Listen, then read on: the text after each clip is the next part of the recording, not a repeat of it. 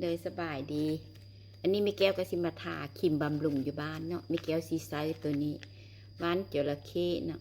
หวานจระเข้เป็นเจลซิมีแนวซีดหน้าก่อนเนาะแล้วก็สิมาใส่หวานจระเข้เป็นเจลนี่เนาะทาอันนี้ก็สิเมนกองสดเนาะกองติ๊กตอกมันก็สิสดพอปานนี้แหละมีแก้วสิทาอยู่บ้านเมนทาบำรุงหน้าเนาะทาแล้วมีแก้วสินวดออกจากตัวนี้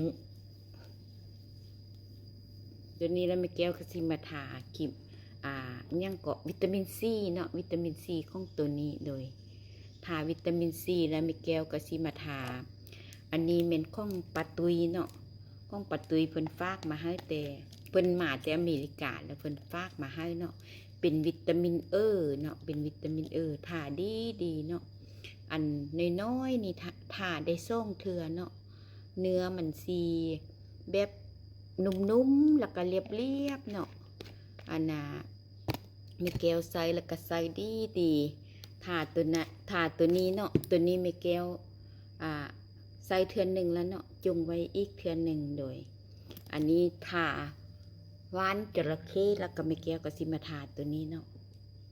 ทาตัวนี้วิตามินซีเนาะตัวนี้นะ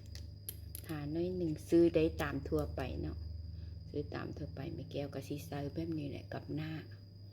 เวลาอยู่บ้านเนาะจุดแรงหน้าเอากระถาตัวนี้ก่อนโดย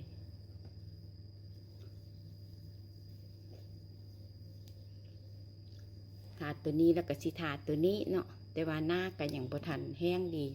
ต้องปล่อยให้มันแห้งก่อนเนาะปล่อยให้มันแห้งดีแล้วเราจึงทาตัวใหม่ตัวนี้นะดีของเมกาเนาะมันสิใส่ได้บักลายคันเขาเอาไปนวดหน้านี่นะมันสิคักเลยมันมืนดีเนาะมันมืนดีก็ใส่ได้ลายธรรมดาใส่ได้ฮอต3 เถื่อแต่ว่าไม่แก้วใส่ได้2 เถื่อเนาะทาคอนั้นเขาบ่อยากให้หน้าเขาเหี่ยวคอเหี่ยวเนาะก็ต้องทาคอนั้นทาคอไว้เนาะคอนี่สำคัญเนาะต้องทาให้มันหมดโดย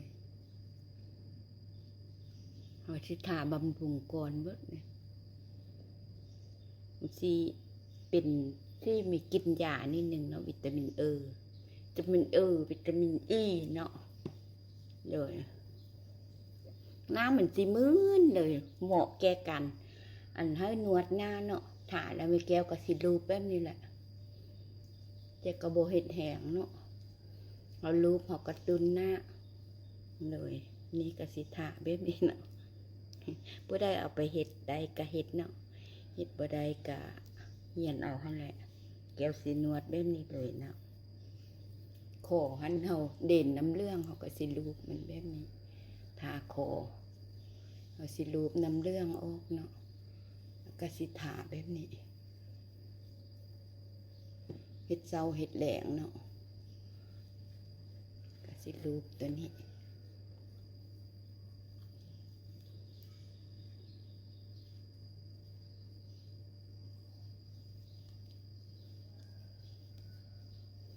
เลื่อนแล้วก็ทามือ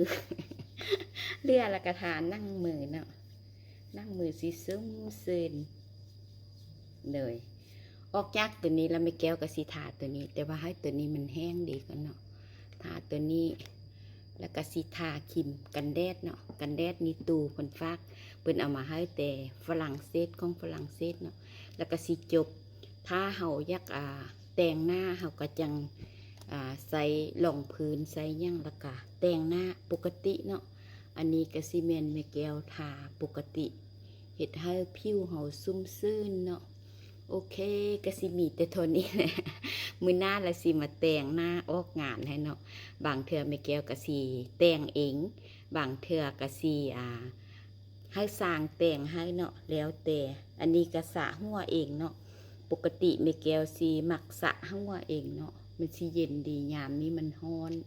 แล้วก็เลยว่าสระหัวเองเนาะโอเคขอบใจหลายๆเด้อที่ติดตามแม่แก้วก็ให้มีโซกมีใส่เบิร์ดทุกคนยามเช้ากับแบบนี้แหละยังบ่ทันได้กินข้าวเช้าเนาะก็กำลังกายทุกมื้อคือเก่าเนาะหม้อว่า จิบหัวเข่าก็ออกได้ให้ย่างเนาะแต่ว่าให้ย่างให้วิ่งลูกวิ่งแล้วก็ให้ลอยน้ำเนาะแต่ว่าแม่แก้วใส่ย่างแล้วก็ตกบันเพิ่นบ่ให้แบบขึ้นภูนะโอเคเป็นได้ดากาติดตามตอนต่อไปเด้อขอบใจหลายๆ